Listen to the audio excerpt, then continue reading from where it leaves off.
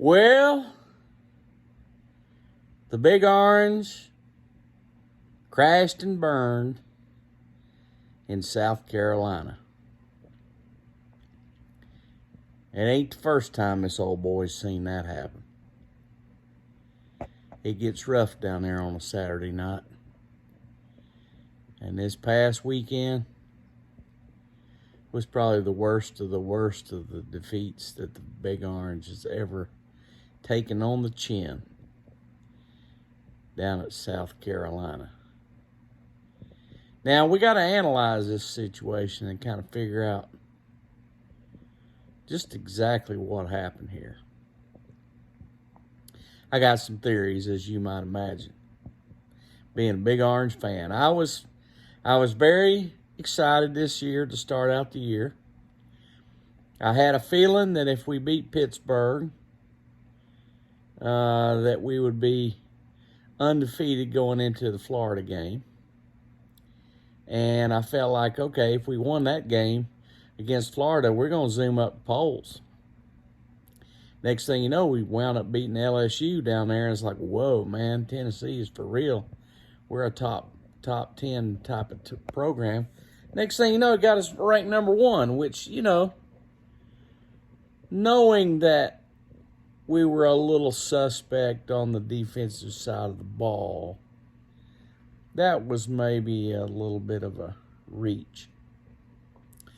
But I think a lot of people were looking at that juggernaut offense going, okay, ain't nobody going to stop these guys. If they play defense halfway decent at all, they're going to be a factor. We go down to Georgia.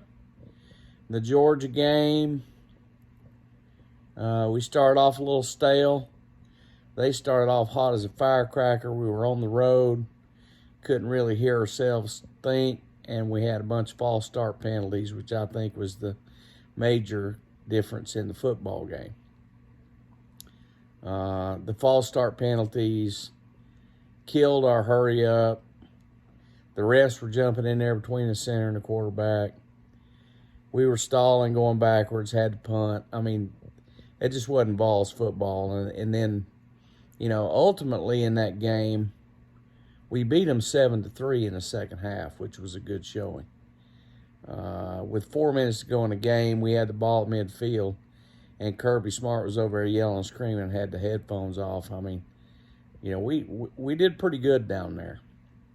We missed 4 bombs, overthrown by about a yard, had one of them intercepted by one heck of a play by the defensive back. So, all in all, that wasn't a terrible thing down there. So everybody comes back and goes, okay, all we got to do is take care of business at South Carolina and Vandy, and we're a shoe-in the top 4. Well, guess what? Didn't happen. And exactly why it didn't happen, I can't tell you, but I will tell you this. I didn't find out until really pretty much after the game was over that Jeremy Banks wasn't playing in the game and had been, quote, listed as unavailable for this one. From what I understand, he didn't even make the trip. And Vol fans know that Jeremy Banks, while he may not be the greatest football player in the history of Tennessee football, he definitely has a lot of fire. And he was a starter at the linebacker spot and would come up and make some big hits every now and then, and was probably the heart and soul of that defense. He probably also was the guy out there making the calls and kind of directing the defense. And unfortunately for the Vols, he wasn't there, and so that defense was absolutely, completely disengaged from what was going on, and that was the difference. Jeremy Banks not being there. Now, Spencer Rattler, don't take nothing away from South Carolina. He had the biggest night of his whole life. But it just happened to coincide with the Big Orange having the heart cut out of their defense. and that was a self-inflicted heart amputation. So exactly what are the details of that situation? I have no clue, and we will probably never know.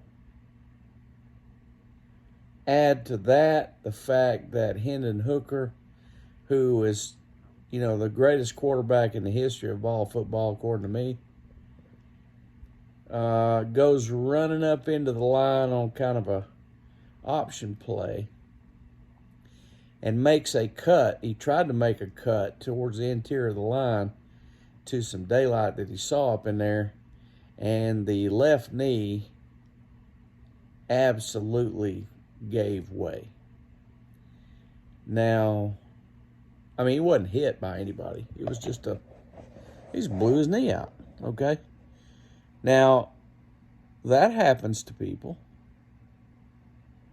and it's happened to Hendon Hooker now. Granted, his Vol career is now over. I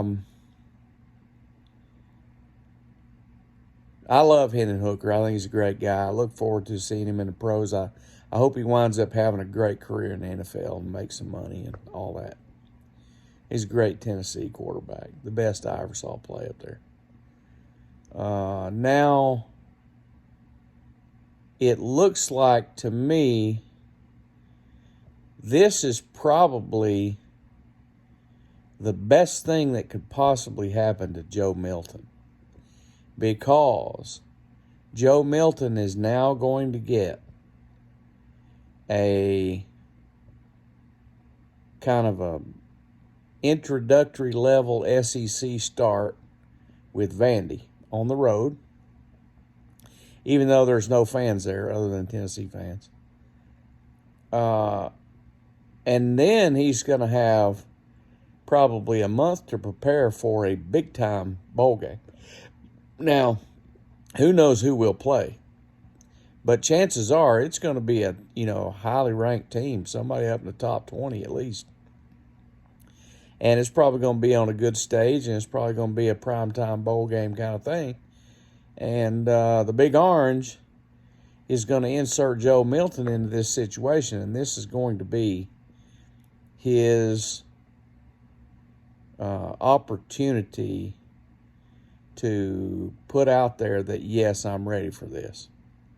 And Vol fans all over the world are hoping that he is ready. And I hope that he's ready. I appreciate Joe Milton for sticking around. Joe Milton has got an absolute cannon for an arm. Probably the best arm in college football from a power standpoint. Now, can he learn how to control that thing? If the South Carolina game was any indication, didn't look good. He had a wide open Tillman down there in the end zone, and he missed him by about 20 feet on a 30-yard throw.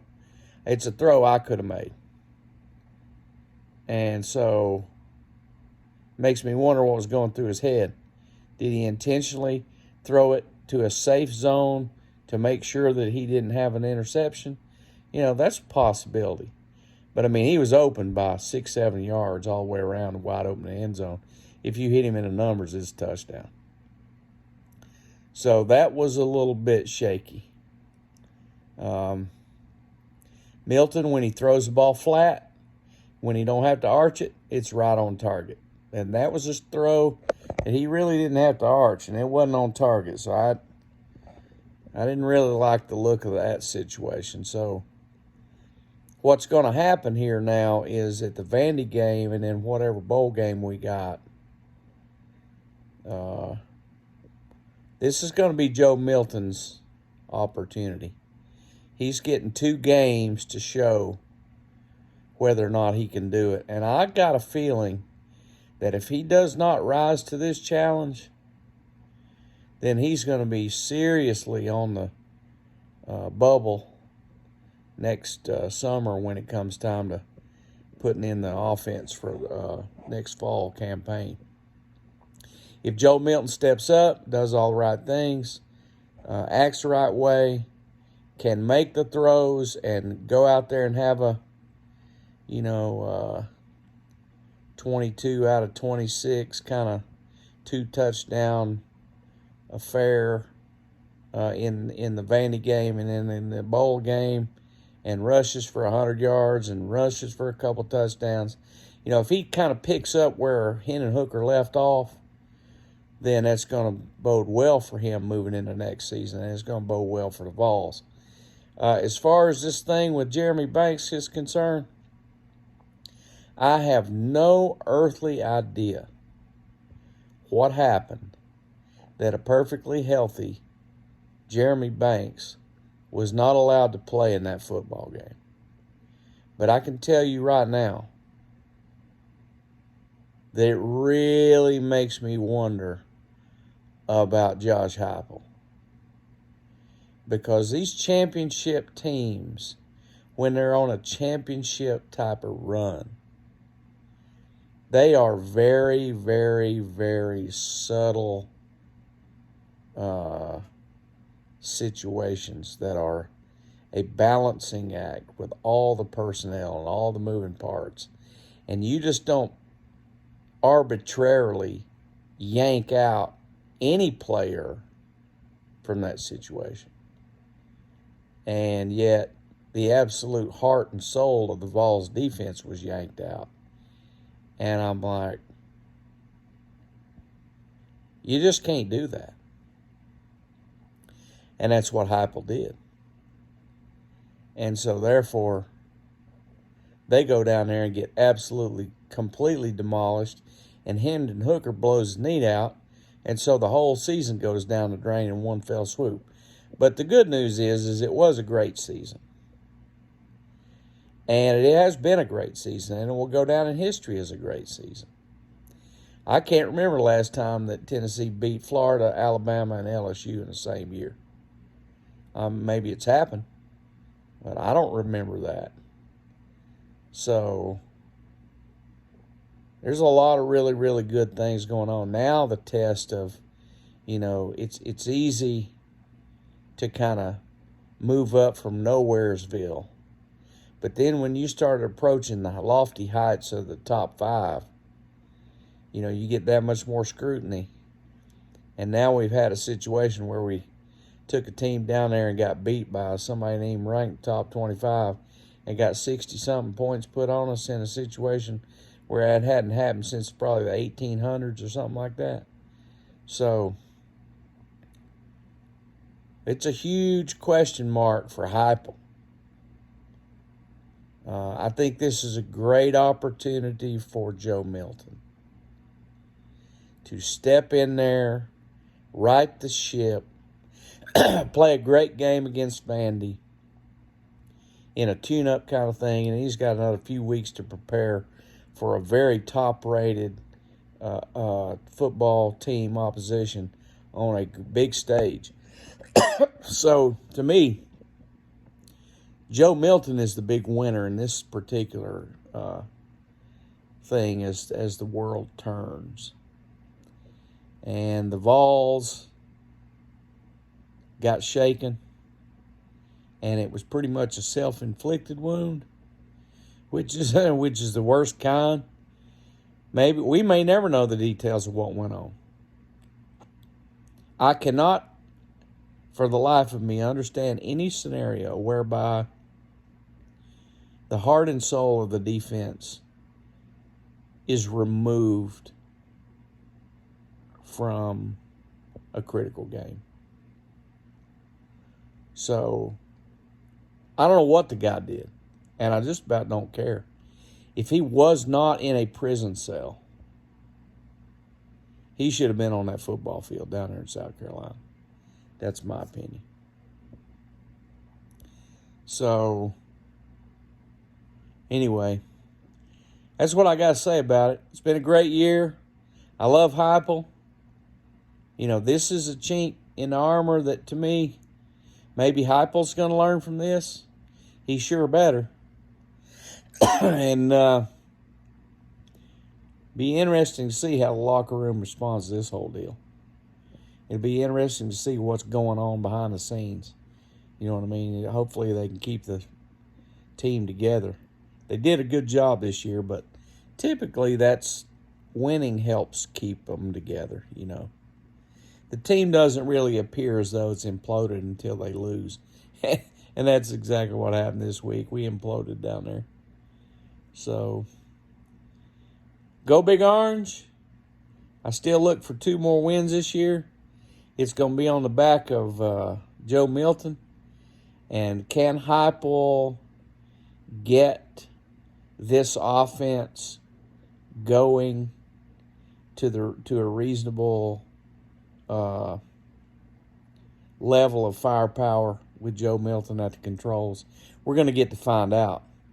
And I'm telling you right now, if Joe Milton plays in a big-time bowl game against a really good competition, and he goes out there and the Vols kick butt and take names and score over 50, and he, is efficient 24 out of 28 for 300 yards and 3 touchdowns and rushes for 100 yards and scores a touchdown on his feet, then it's going to be Joe Milton's team. If he does not do that, I will make this prediction. If Joe Milton loses a big bowl game, then Joe Milton is going to face serious competition next year for the job, and my guess is that he will not be the Vols quarterback, even though I hope that he is, just because it's the proper succession. And I think proper succession is a good thing. However, I will say that most of these coaches in college football these days will always go with a recruited freshman. And because then they got the opportunity to go 2 or 3 years with them. That's what Saban did. And then it's like, okay, recruit another awesome freshman and go with him. And you keep a succession going that way. Be interesting to see what happens with that whole front. But I think the good news is the Vols are going to keep scoring points because Heupel knows what's up on that side of the ball. He's facing adversity now in the locker room with the Big Orange fans. Be interesting to see how he handles that. There's a lot of question marks on exactly what happened there and why. To me, there's no viable reason for why Jeremy Banks did not play in this game. And I would get them all in the same room and I would tell them all that straight up. You cannot upset the golden goose. It'll quit laying eggs. So anyway, just remember, we buy golf clubs. Merry Christmas.